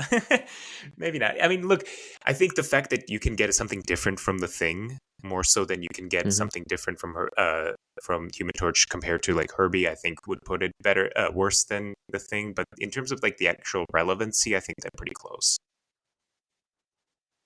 I think my big issue with this hero is the whole point of a deck like this is that you want to kind of buff on that last turn. But this wants you to get a buff in early and then get that skill out so that you can buff one of your other cards in your deck. I think that's where you run into that in between. Like you have to get him buffed with something like a Gwenpool or a Galacta in order to want to play that skill. Plus, I think he's 3 in this one, so he also feels like the timing is, you don't get to play him on turn 1 like you can some of the other heroes. I know a lot are 3. Yeah, I don't know. This one just feels it's like I want to be able to play that Flame On card, but it's a matter of choosing the when. And again, why do that when I could just play Herby and buff that way? Yeah. Worse than thing, because thing at least gives you different decks. This is just like I could just run Herby. The place you run this and not Herby is if you're low collection level and you don't have cards like Captain Carter or even Shaw, which are really, really great cards with Herby. Because if you have Herby and you have those cards, then you just run like Herby's +1 means a lot to Shaw. It means a lot to Carter. Whereas it means, like nothing to the Series 3 cards where it doesn't get that extra benefit. So like if you don't have those cards, you can run Torch over Herby, and Torch gives you access to Carter in that deck, and now you can play like a cool Surfer list. But outside of that, thing is just better. Thing allows you to do extra stuff, and Torch doesn't. I'm not even sure Torch is in the same tier as thing, to be perfectly honest. I just don't think he's very good. Lower, yeah. Yeah, like it's just I don't hate the skill with Wong. Is sort of what but I could play Herby skill with Wong and get so much more if I wanted to. It's just, but like the Torch skill with Wong is decent. Like if you can pull off doing that on turn 5, like you're just getting a really big card on the next turn. But like it's because unless I've buffed Torch, this doesn't do anything. I don't care. It's probably D. Why is this in C? Yeah, like, it's better than Invisible yeah. Woman. Yeah. Maybe like it's just not as good as Thing. Thing does a thing, and Torches does not do a thing. No, and that's a shame. Our dear Johnny needs better. He deserves better. Carnage is Carnage. His skill is a 1 cost that moves him to a location and then re-triggers his ability. What we got for Carnage? This is like a safe B, I think. I think this is as good as a Destroy's skill you can get. Like, this is a blessing. You already have a Destroy card and another one, technically, right? Like, you basically start with 2 Destroys, which is everything. I mean, you could ask for more as a Destroy player because it's never enough, but this is a great thing to have. So if you're a Destroy fan, this is amazing. So I'd say like it's a solid B. In terms of if you can utilize a Destroy deck, I mean, with its limitations that are in this game mode, like we mentioned with Nimrod and stuff like that, it beats your Clog deck. Right. True. And you can Viper this over and then send it, swipe it to the built up lane. Oh, that's hilarious. Yeah. So I think it's fun. It's the best that Destroy has ever felt, and just for that reason, I would say it's B.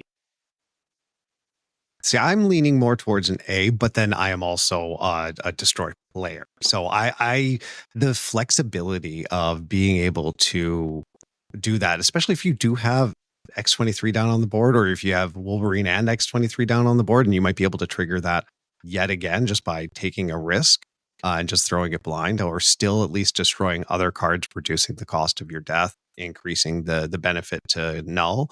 Like you can drop yourself under priority just by killing cards, and you're unintentionally building up that null.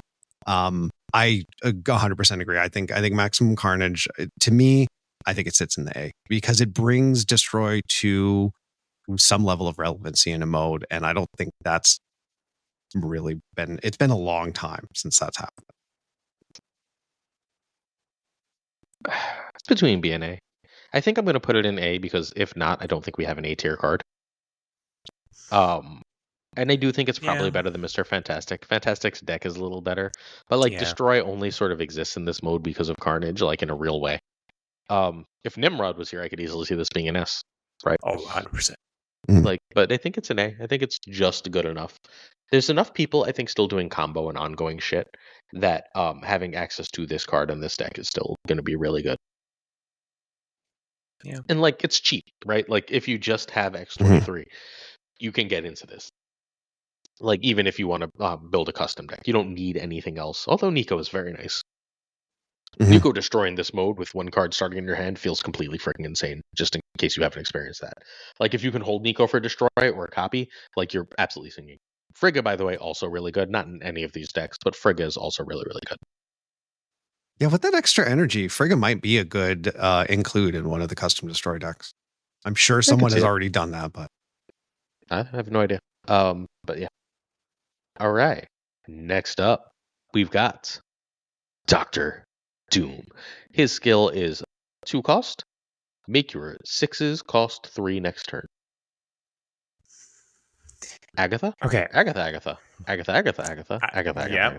I mean, it's S tier just because of that one interaction. Like, that's just the thing. Look, Agatha gives you an extra draw. It gives you an extra draw. There's no two ways to go about it. You play Agatha on 2. It doesn't just give you an extra draw. It gives you an extra draw and a 14 power. 2/14. Yes, look, that's. I'm kind of skipping that part of it. I think as the thing that we look for when we play Agatha is that the extra draw, right? Like, you are sacrificing some unoptimized plays in regular Snap for that extra draw, and now you just basically get it for free, right? Because you just get rid of it on turn 2, and then you're just playing Snap with more cards that you can pop off with. Beside that, it's also really just good as a skill. You can play this on turn 4 even and play 2 6s on 5, and then that's pretty good. Or play it on 5 and then play 2 6s on 6. It's really good in that way. Live on Twitch, but it really. You can say hi. But this was the card that also, like the champion and the skill, also that I had the most fun with, because I was doing some stupid like Nick Fury, and I have a bunch of random 6s, and I can play them all out, and I'm having fun. I miss playing 6 costs in the regular Snap. Like, it's fun to play these cards again. Oh, look, leader, and these cards, like, you never see them in regular Snap anymore. So in that sense, the fun aspect of it is also S tier. Yeah, this is one I haven't played around with, but I know people like Brady have, and I'm looking forward to messing around with it in that respect. But yeah, I miss the heyday of what 6 costs actually meant something. Now, when you're playing, your 6 costs are, for the most part, 6 stuffs mean 6 costs mean something. I don't know. It felt like there was a point in time in Snap where 6, maybe beta or early on, it felt. It felt like early first year. Come on, like you closed the games always with like Doom or Magneto, you know? So we're talking literally like a month after global release. Yeah, I mean, like Odin Doom stuff was relevant for a while. What card came out in January, sir? Blob 2, like no. Yeah, the first year. What came out? Blob was mattered. Other 6s. What card came out in January of the first year of Marvel Snap? 3 months. Global release is November, so that is Miles Morales. Then we go Black Panther. Then we go Silver Surfer. and they nerf leader, and 6s never really matter again, as like except for one at a time. Yeah. Yeah, yeah. But they were the thing to do for a while. Sure, for Like a like month. the meta did like it's not like it just completely stopped being relevant. There was some overlap still happening. Like I said, Blob also was a very relevant 6-cost card at one point. Very relevant. There's one 6-drop at a time that matters, and sometimes that one 6-drops will bring some other friends with it. True. And Eliath, of course. Eliath is still. I think Eliath is the one relevant 6-cost that we still have in this game. I think. Yeah. He goes in and out more than he used to, but yeah. Yeah, but no, Doom enables you to play a lot more of them, and they're fun. I would play Doom skill even if you had to put it in your deck. Like I think it's the only one I would. If you had if that was just a card you could put in your deck, I would play Doom skill. I don't think maybe I would play I would consider the Moleman one. Oh yeah. But not the others, right? Like the others I don't think I would put in my deck. Other than Herby's. Like if you have I wouldn't put Herby. Well, I guess you need to have. You would need to have played Herby, right? Like assuming you still would have had to have played Herby. Yeah, I guess that's true. I would put it in my deck. If I don't have to put Herby in my deck, then I wouldn't run Herby and I would just play the skill, and that's stupid. Yeah. Right? But assuming you have to have played Herby, then I don't think I would want Herby's skill. That's fair. But I would want Dooms, and I think I would want Moleman's, which we'll get to soon. Sorry, continue talking about Doom. I hate 6-drops. Clearly. I don't. I think it's a solid. Oh, I'm done. Yeah, I'm done with Doom. Yeah, I got nothing else. So the only thing I don't like about the Doom skills, I generally don't want to play Doom himself. I don't actually give a shit about Doom. He's fine. Yeah. But that's not what I'm doing with it. Doom is just the cost of getting the skill to get Agatha, to get turn 2 Agatha. And even without Agatha, I think I would play the skill just because 2 6s on turn 5 is a lot of freaking power. Again, I don't really want Doom. Doom is nice to have because sometimes I don't draw 2 6s on turn 5. Scar is really, really good with this. There's been a lot of really cool things to do with this skill. I think I'm very, very impressed with it. I hope they make this a card. But this is easy S tier. It's not as good as Herby because Herby's broken. But I don't. But it allows enough stuff you couldn't otherwise do that it's great. All right. Next up, finally, Moleman. Okay. remember Ava loves Moleman, so you might have an angry Brazilian if you're mean to him. So get ready. I mean, look, we can. I think I can agree with Eva on the card itself. I think I like the card in regular Snap. Wait, really? I've been playing it, and I've been playing it on ladder with pretty good success actually. 65% win rate kind of stuff. Wow. You know what to do. No, he's going to send Cam Best the list so I can watch it in Cam's top 10 decks video and be like, hey, thanks for that friendship, Ika. Really, really appreciate you. I haven't sent anybody the list because I'm still testing it. But, fine, I have your on-tap profile for myself. Yeah, you can just look. Yeah. Okay. As far as the Grand Arena mode goes, it's not good. It's just not good.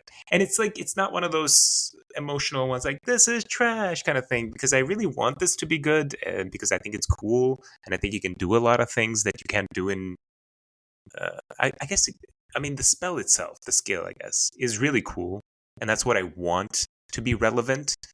But it comes with a card that is not great, and then when you start really building the custom deck for this, you start going down very similar routes to something that you can just play on ladder without this card, and I don't know if that's worth it for a game mode that allows you to do something that you can't really do on ladder. There are some things you can accelerate to in this game mode that Moleman doesn't really take advantage of in any way, that you start to build around. The cards, the deck kind of builds itself in a way, and you're just left with no room for creativity is my issue there. So it's like a D. You could maybe make it a C, but it's a D. Okay. Yeah, I mean, you do get the benefit of each creative cost being reduced, and you can fill your hand up with more of them. And if you somehow can find a way to fit Wong in here, it benefits Ultron. It benefits the deck, but like Ika was saying, I it's not like Herby where you are getting this complete swing. It is pretty standard. And if you don't have a handful, which you will, but if you don't have a handful of created cost cards, you are limited in the benefit of that -1 cost, and it's also still the -1 or the +2 power. Yeah.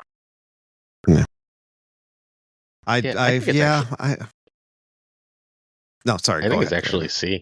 I think it's actually C. Mm. The +2 or -1 on the rocks is decent. I don't always want to play it, but it's decent on turn 5. I'm having a reasonable number of turn 5s where I'm going like rock, demon, shadow king. I'm like, oh, this is decent power. It's not. Is it the best thing I've ever done? No, but I think it's good. Like at least it does something and is a deck, unlike the D tier cards. That deck is kind of bad though, so maybe it's still D tier. That's where I'm running into a problem, right? Because the deck is bad. It's not a good deck. It's not good enough for this mode. So that might be D tier. But it also might be C tier because, like, at least it is a deck, unlike Human Torch and Invisible Woman, which are just Herby, but not good. I wonder where Invisible Woman and Human Torch would rank if Herby didn't exist, though, right? Like, they might be, like Right. Invisible Woman might be C and Human Torch might... So I'm comfortable putting this in D, but top of D, I think. Because, like, let's say they... C feels fine, too, honestly. Yeah, and a C. All right. Like, all right, at least like it's I a could deck. see myself specifically going out of my way to choose this champion for a specific deck because it is something like specific, like you mentioned. However, serious thought, you're going to build a Victoria hand deck. You want to play this card. I mean, is it just better to run Herby? Even then? Yeah. Probably. Yeah. So that means it's D. However, it's still probably just better to run Herby. You could run it with Arishem. That would not be better with Herby. If you were so willing to play Arishem in this mode. Arishem isn't better with Herby? I think this is better with Arishem, I think. Because I don't think you need the Herby stuff because you're not really the energy. I don't know, maybe not. And making Mockingbird cheaper? Like, This you're not makes comboing off Herby in Arishem. But like your Arishem is pretty in the market for 2 extra energy whenever you want.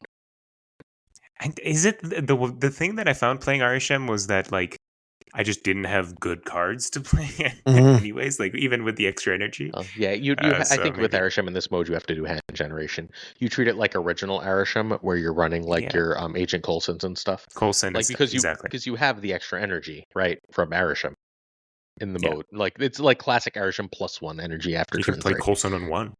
Yeah, exactly. No, not sorry, you can't. No, you still get 2. Still on 2. Yeah. Still on 2. Still, but you can play Coulson on 2, and then you can just sort of start going off that way. So you can do all the old Arishem stuff that we had to stop running. And I think that's how you would end up doing it. And I think that deck does want Herby more than Moleman. I don't know. But I mean, look, the skill for that does buff Arishem cards. Sure. It does. I don't know. But if buffing a crappy card is still buffing a crappy card. Yeah, I mean, it's something, though. No, +2 power and -1 cost make a lot of crappy cards good cards. Yeah. Right, like that's what like that's a lot of the lesson of Mr. Fantastic, right? Did you know that if this card that's like good but not great costs 3 instead of 4, or has 7 power instead of 5, it's suddenly a really great card that you're excited to play instead of like, oh god, I don't want to do this. Like that. Can I just do a little sidebar? Sorry, go ahead, finish your thought. Sidebar about Mr. Fantastic. Go ahead. No, I just wanted to say, like, I am getting to a point playing like Ladder and Snap where if I don't have Mr. Fantastic on 2, I feel like I'm not playing Marvel Snap anymore. Yeah. Just wanted to say that it feels so bad without it. Look, it's the best card it's in the funny. game. I don't think it's close. But I think that's a problem. That just means that it's just his time is literally on. It's right there. He's gonna get knocked the crap down because if he is a requisite card to play the game, which he really does feel like now, it's just let's wait 2 weeks into the new season and he's gonna get nerfed. He's so good. I don't think they're gonna nerf him because he's Mr. Fantastic, and they're selling Pedro Pascal right now, right? Like, I don't think he's going to nerf remotely as soon as we think. But the other important thing about this card is that, like, he's really hard to nerf. You just have to sort of make it +1 power and hope for the best. You can make him a 2/1 +1. Maybe that's enough. but like I think he's so good that he's knocked every other card out of S tier.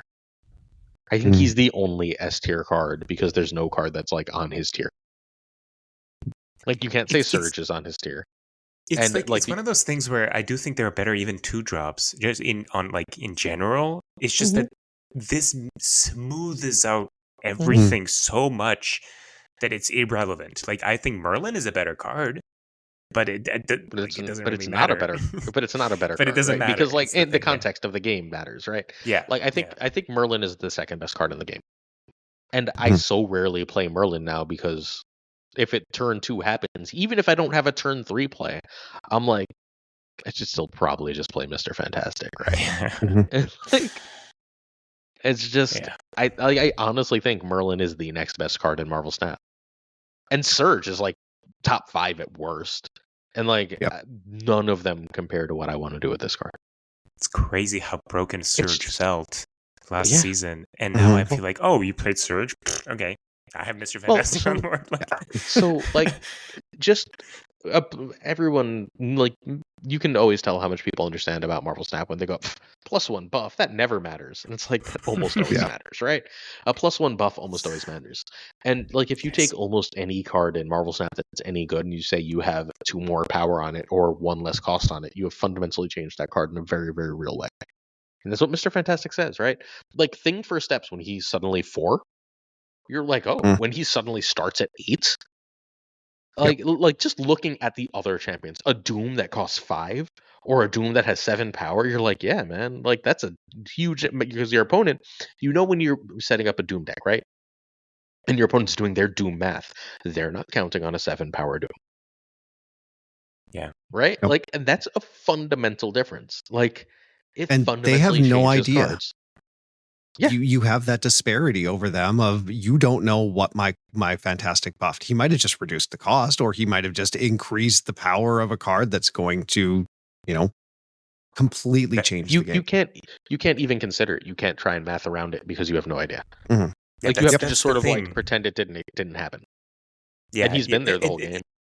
That's exactly the problem. Is like it really forces you to go down these paths of the metagame where you're like, I have to play decks that I just don't care about the opponent's power because I don't know what the opponent's power is. I cannot calculate this. So how can I even beat this with a deck that's close? Like, oh, I tech this, and I think how I don't even know what they're gonna play. So that's kind of the problem that this card creates.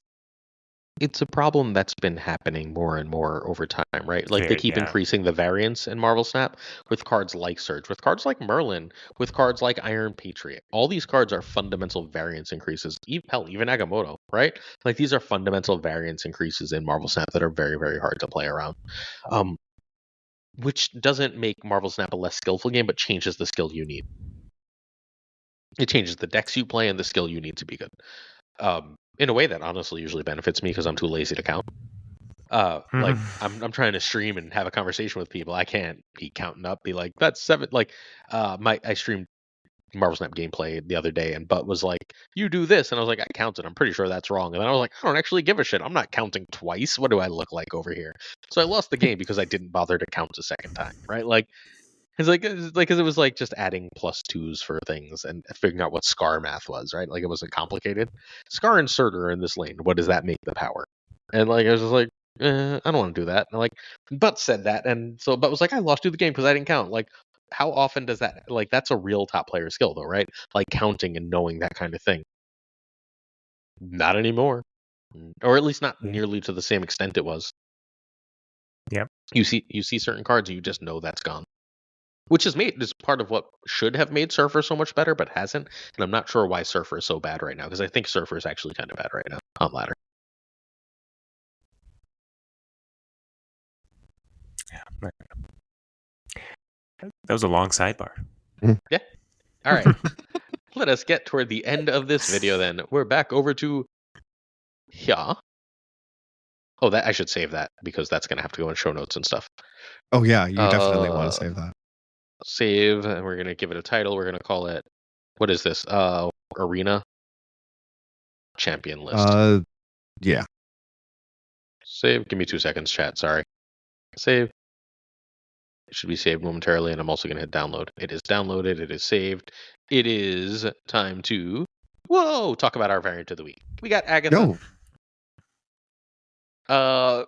Person who picked wrong Agatha, go first. Ika. I'm going to be honest with you. I only picked this because I was 100% sure that everyone was going to pick the Danny one because it's just so clearly the best one. This was cool too. Thank you. Yeah. This one's cool too. Nick, why'd you pick the correct answer of Dan Hip Agatha, which is one of the best tips in the game? Need I say more? Look at Kitty. When I was doing the tier list with Gregor and Perry, this was hands down one of the easiest, like S tier. Just boom. This is an amazing card. It's an amazing variant. I love those, like, just the shot and the owl eyes on her cat are just perfect. And I love the colors. I love the pose. Just it's a great variant. Everything about this is perfect. It is, one of the best Dan Hip variants in the game, one of the best variants in the game, and Kitty. Come on. It's all about that variant. It's so freaking good. Plus, this is the second time ever Agatha has been meta in Marvel Snap, right? There was that deck Husky made. That was really, really great for like 3 weeks, right. and then they nerfed it because we can't have nice things. And now in Grand Arena, where it is a must in every Doctor Doom deck. This is the second time it's ever been meta. If Agatha is meta again, we will talk about the Dan Hip Agatha again, because every time Agatha is meta, I feel like it's required to do it as variant of the week. Yeah, it's a great variant. Why should we follow Ika? You should follow me. I do. Thank you. Perfect answer. Okay, look, I've been trying to stream as much as possible these days on Twitch, Ika_MTS. I try to come up with cool decks, meta decks. I test everything at the cost of my ranks. Look, just last week I was, maybe it was the week before, but I was like top 15, and I went down to top 500 playing random things to test. And now I'm almost back up to top 100, but that's the kind of stuff you want to see. If that's the kind of stuff you want to see, I should say, then come check me out. Yeah, you know what? Sometimes we'll nail a meta deck and you will be one of the first ones to see it. Otherwise, you'll just come in and see an amazing mustache, a great hat, and potentially a spouse who will side with Second Dinner, surprisingly, and actually have semi-valid arguments sometimes about that. And Ika's amazing. If you guys are not following Ika already, then you're just doing yourself a disservice. He's very good at explaining why he's making the decisions that he's making, and is that willingness to drop on the ladder is crazy, considering so many people clamor to get into that top. And Ika's just like, no, I need to test out these decks. I don't care what it's going to do to impact me. And then just to continue on, it's just like, oh, and then I'm just going to get back up to the, to where I was before, or even if not exactly where you were, to go down to the 500 and then climb back up to the. It's crazy, Ika. You put on a good show, and you are one of the more just welcoming and accepting people in chat. Thank you so much. I don't know. I don't like Ika. Fuck that dude. Next. No, Ika's great. He's on the podcast all the time for entirely obvious reasons. His insight into the game is unmatched, like genuinely unmatched. I don't think there's anyone who actually understands the ins and outs and intricacies of the cards of Marvel Snap at the same level Ika does. It's why he's able to make such constantly great decks and constantly creative decks. Sometimes he'll create a deck like the Sarah list, which you could have put together, but you didn't, right? Like, you didn't realize that would be good right now. So it was like that knowledge is, instead of like looking at like cards in a totally unique way, looking at the metagame in such a way that he could figure out something that was good would be back to being good right now. And sometimes you're just like, wait, why is this combination of cards here? And then you look at it for 2 seconds like, oh, I didn't think of that. Oh, that's the best deck now. And that also happens all the time. Apparently, Moleman meta, you can thank Ika. So get yourselves ready for that. Right. You could have that deck right now before I tell you about it if you were just following Ika. Make sure you do. Oh. Follow Nick. He usually streams right after me, and I'm going to try and bully him into streaming more often. In fact, if I can get him to wake up early, and for early would mean like noon. Oh, I guess it would mean like 9 a.m. his time. He could stream right after me, even on like some weekdays, and then like we could do that too, and we could really be cooking with gas. But I got to slap Nick and wake him up in order to do Yep. that. Apparently, alarms won't do the job, nor will his wife Nope. sitting on his head.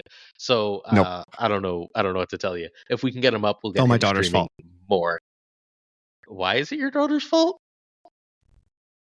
You're Is she in the just in the room background with you? saying, "Why are you fucking blaming me?" Yes, that's why. Okay. Exactly why I called her. Good stuff. Good stuff. I hope she smacks you with a pillow. She will. In the meantime, I am back to regular streaming. I've decided that fuck being tired. I don't like missing Marvel Snap stuff.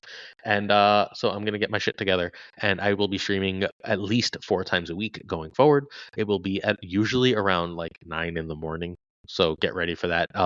Basically, what I'm going to do is I'm going to record the video that's going to go live at either 8 or 9 in the morning from now on. Sometimes it's going to have to be 9 given my new schedule. So between 8 and 9 a.m., expect a Snap Judgments video.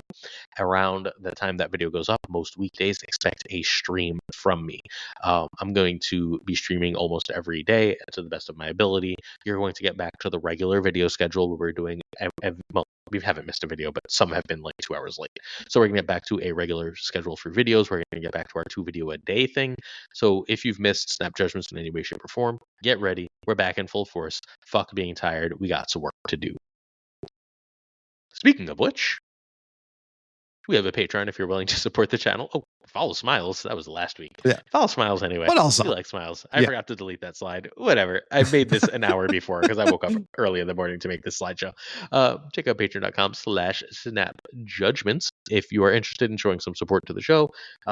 Now is a really good time to support the show. Moving around the world is expensive and difficult, and any extra support would be more than welcomed. If you can't or don't want to, hey, no harm, no foul. Thank you for watching either which way.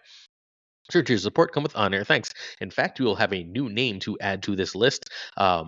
By tomorrow, someone subscribed at the tier that gets you on this while I was recording, and I did not have a time to add their name to the list, obviously, because we were recording. But thank you to our patron of the month, Jonesy Snapped 22, the great Abigail. Oh, I got to do this fast. It's the podcast. Excuse me. Give me 1 second.